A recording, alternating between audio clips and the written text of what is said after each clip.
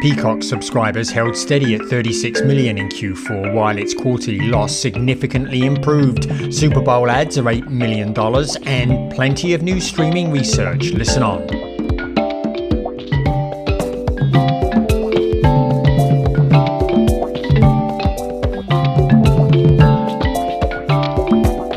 Welcome to this week's edition of Inside the Stream.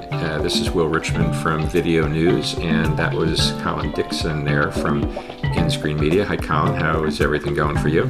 It's going great, Will. I'm busily updating my Getting to Grips with TV Platforms class at the moment.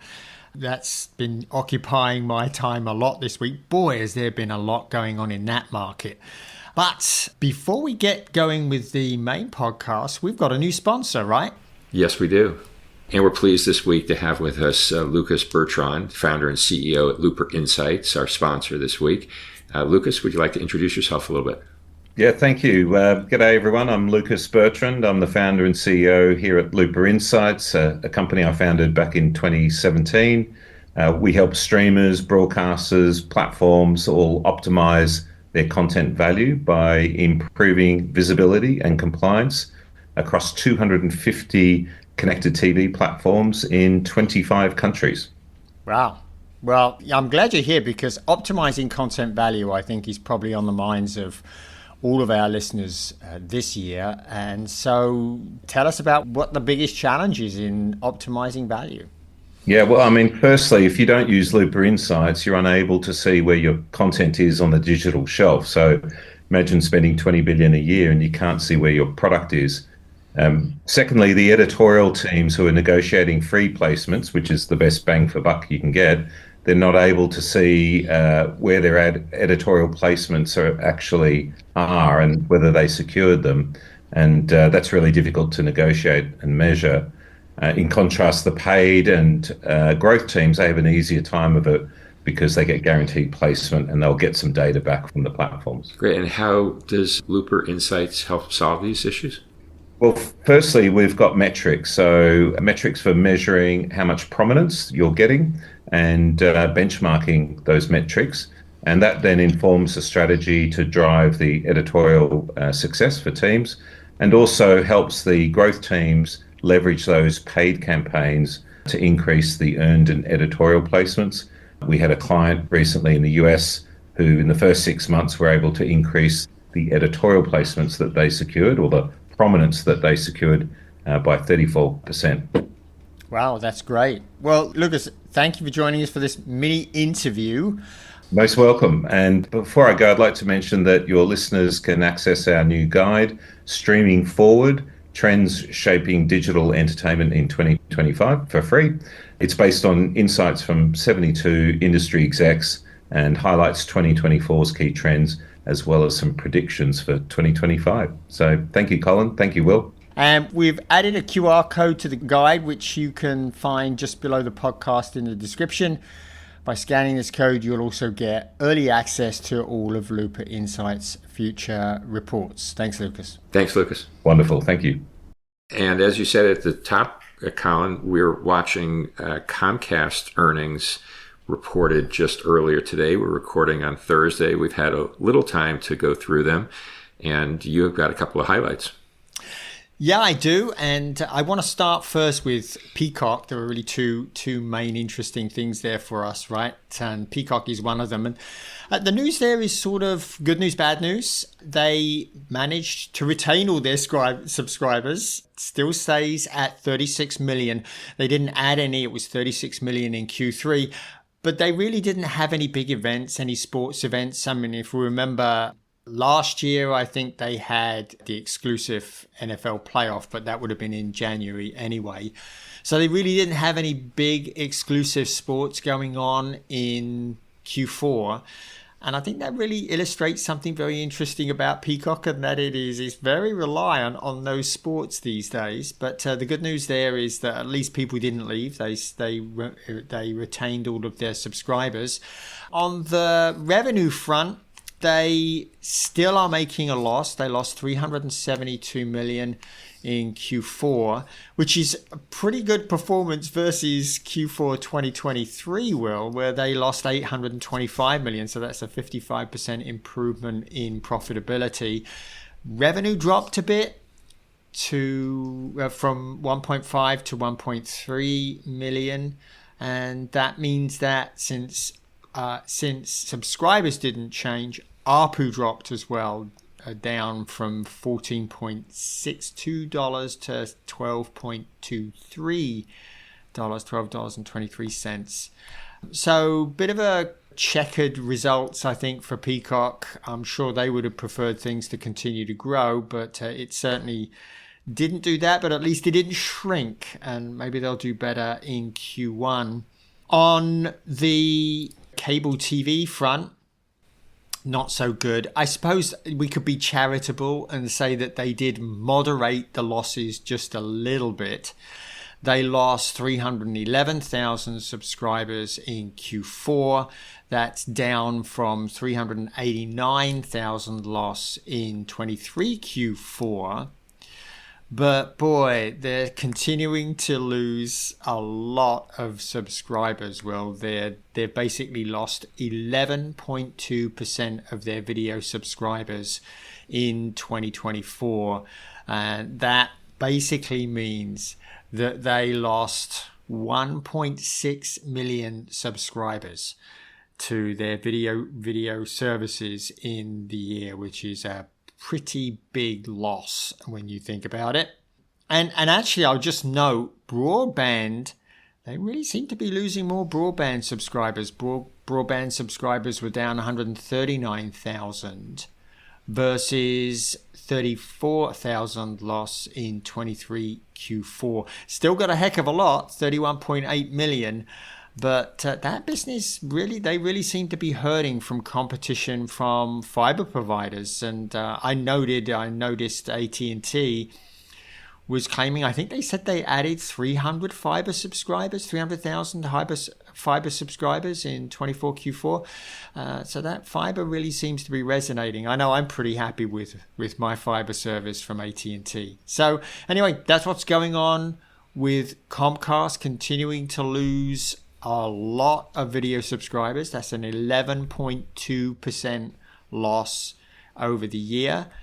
Peacock holding steady with its subscribers, although still making a loss.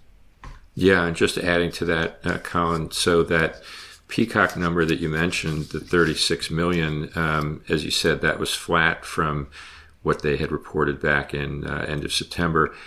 It was up about 5 million from the end of 2023 when they had reported 31 million. So looks like they added about 5 million for the year. That's about a 16% increase. Just to put, and actually, I think, if I'm not mistaken, I think they did a price increase in August also on Peacock. So they did. So they probably had some churn related to that. And as you said, no big sports events, marquee exclusive events in Q4. So that's an offset also. Certainly puts things in perspective, though, when you think about Peacock being flat in Q4 versus what we talked about just last week, Netflix adding 19 million in Q4 globally. So it does show a difference. Now, of course, Netflix didn't do a price increase in the quarter. They have one coming up this quarter, so we'll see how that impacts their Q1. But certainly shows the difference in momentum between Peacock and Netflix, and of course, Netflix is a global business. So there's that. And then, as you mentioned, though, I think on the positive side, that reduction in the loss, 372 million in the quarter versus 825 a year ago, that feels like huge progress for Peacock. So about 16% increase in subscribers, but a huge reduction in the loss. So that is that's certainly progress for Peacock.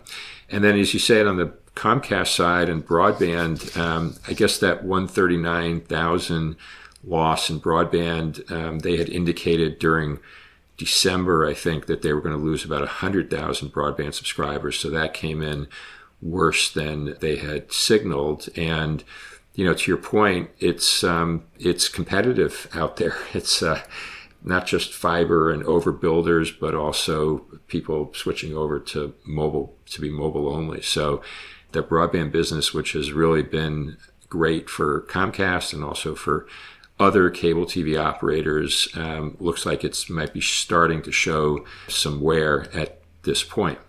Yep, I think you're right. But anyway, let's move on to Super Bowl. We have some pretty big numbers coming out of Super Bowl ads, right?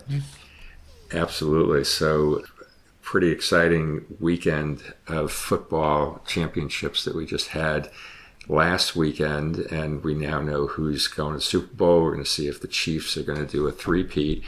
But Fox has the broadcast rights, streaming rights to this year's Super Bowl, and noted this week that it has sold at least, and I'm quoting here from a Variety article, quoted at least 10 of the ads that are going to be showing on February 9th in the Super Bowl.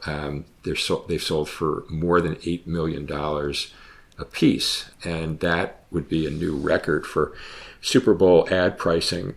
Fox had said earlier, several months ago, that they had sold out a lot of their ads. It looked like 7 million was the peak then, which was, I think, consistent with what Paramount CBS did a year ago.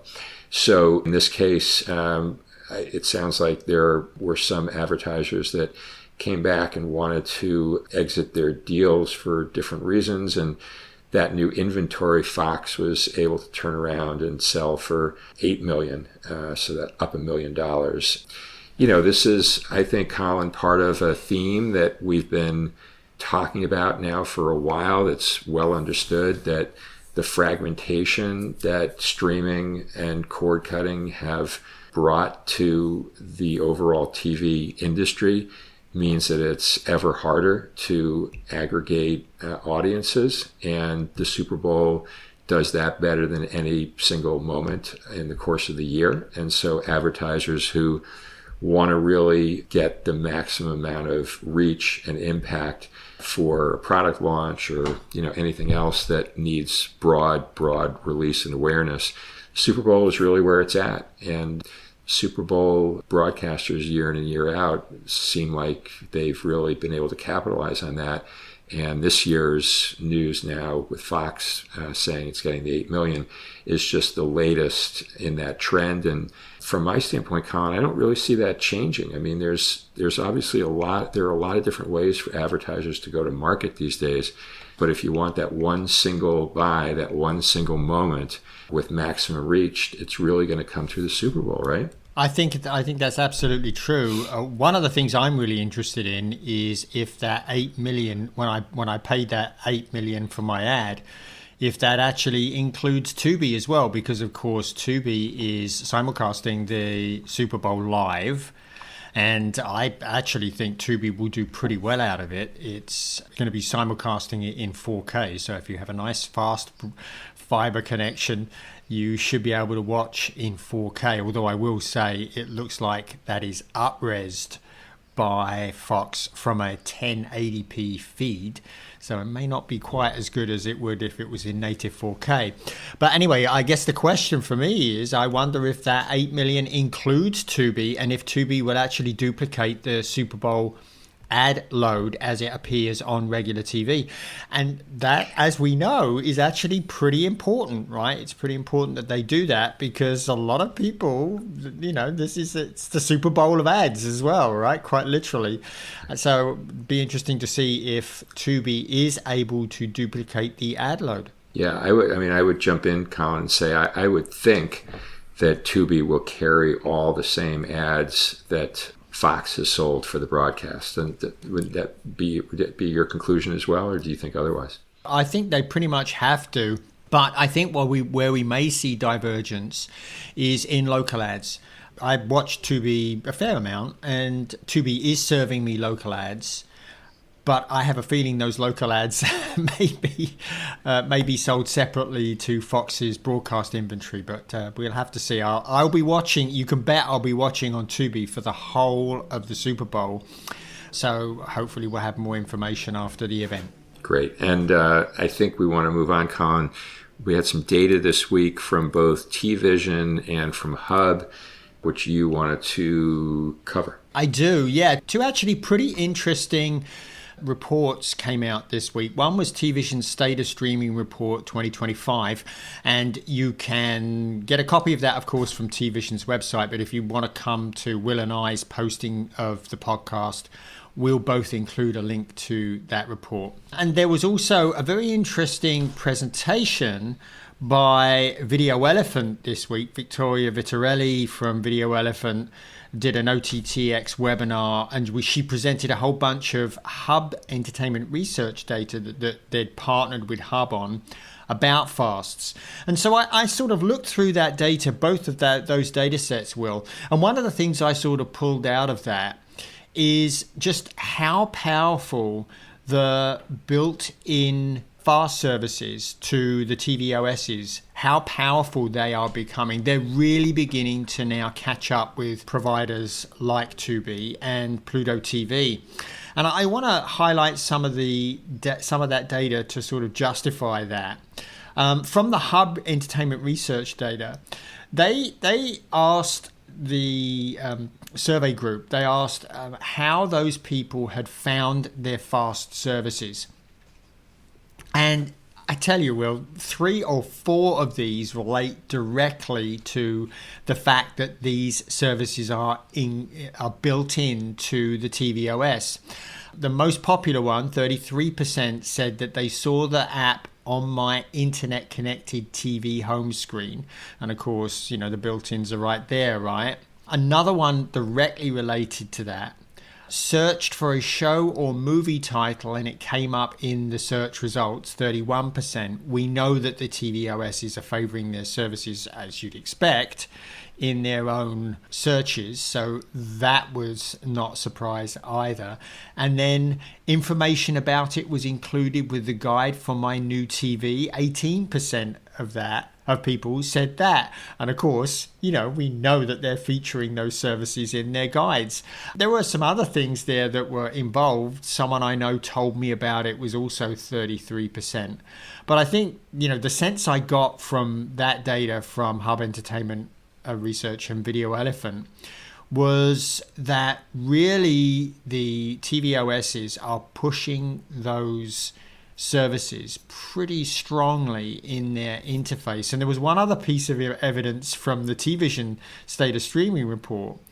They basically showed that if you aggregate all of the OEM fast services, all of these fast apps that are built in, between them, they are actually the most popular fast services in America today. 36% of folks actually can say that they've used one or more of those in the last, I don't know what the period was that TVision was using, but that's ahead of Tubi, which is 28% said that they'd used Tubi. So there's pretty good evidence there. The built-ins are really doing pretty well. So I'll pause there for a second before I talk about a couple of the other data points, Will. Yeah, no, I think that point is well taken, Colin. And, we've talked for a while about the impact that the OSs have in being that start screen for for viewers. And I think what you're illustrating there is the power that position then gives them in terms of directing viewers to various services that they want. Right, exactly. And one company that is doing, I think, a really great job in their OS of pushing their particular fast is, of course, Roku. The Roku channel continues to be the most popular fast service on Roku devices with Roku users, with the 90 million monthly active Roku users. And even in TVision's data, it is the most popular fast when you look at share of ad time in 2024. Far more popular than Tubi, even though more people are using Tubi.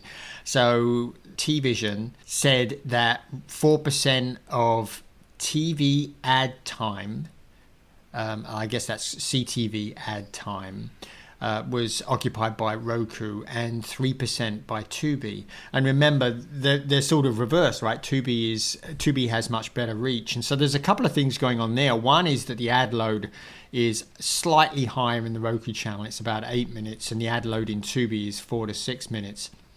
But I got to tell you, the Roku channel is right up front in the Roku interface. The second item on the menu is free. And when you go to free, that area inside of the Roku interface is really powered by the Roku channel. The top row is all Roku channel content, and it's scattered throughout there. So that really shows what you can do if, well, of course, you populate your service with decent content. But if you have control of the interface, you can really push that stuff forward and people will watch it. So there's further evidence that being incumbent, being built in to that interface really provides benefits to your built-in fast service. Yeah, I totally agree with that, Colin. And that's going to continue playing out, right? I don't see that changing anytime soon. No, and all of the major TV OSs now have their own built-in fast will.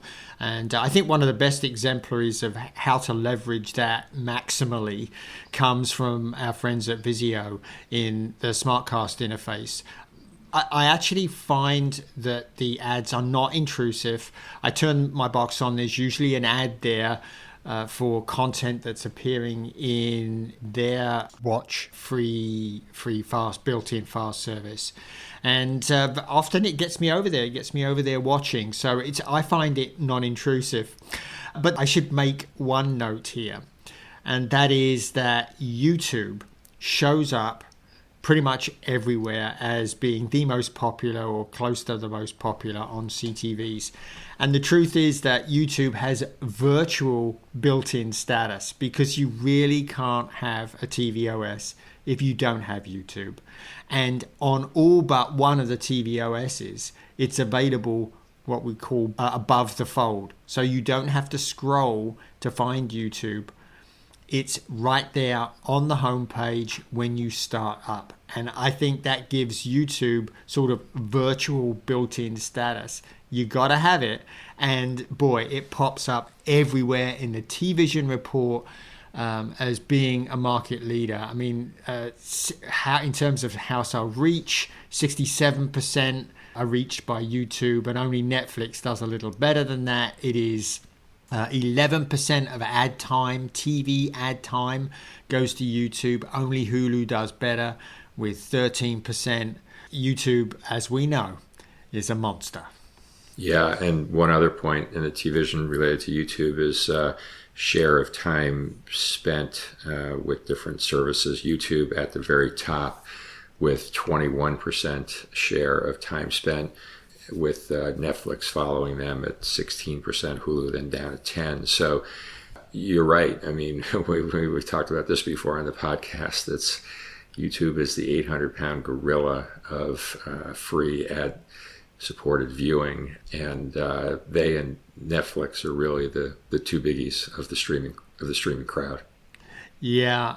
The interesting thing here, Will, is the thing about the built-ins is I mentioned at the beginning of the podcast that I am just updating my Getting to Grips with TV Platform class, which if people are interested in, they just come to the research tab on my site and they can find that class and go buy it if they're interested. I'm just updating that. And look, fasts are such an important part of money making for the TV OSs now. It looks like, virtually all of the profit that's being made by Roku and by Vizio is really coming from the fast service. It's just a really useful resource for consumers, and it's a great revenue driver for the TV OS. And so that really proves just how important those fast services are to the tvOS. Absolutely. So, Colin, we covered a lot of ground here. Did you have any other data points that you wanted to share from either the T-Vision or the Hub reports? No, the only thing I will say is I do recommend there's lots more information in both of those. So just come to Will and I's site and you can find a link to them, and you can read them yourselves. And before we go, Will, I just once again want to thank our sponsor, Looper Insights. Check them out and pick up the Streaming Forward report at looperinsights.com. And Will and I will include a QR code in our posting of this podcast on our sites for that report. So if you want to just come to our site, you can use your smartphone and get that report directly on your phone from that QR code. So thanks to Looper Insights. Great, thanks to Looper, and I think that's a wrap for this week, Colin. Thanks for everyone for listening in on this week's edition of Inside the Stream, and we'll see you all again next week.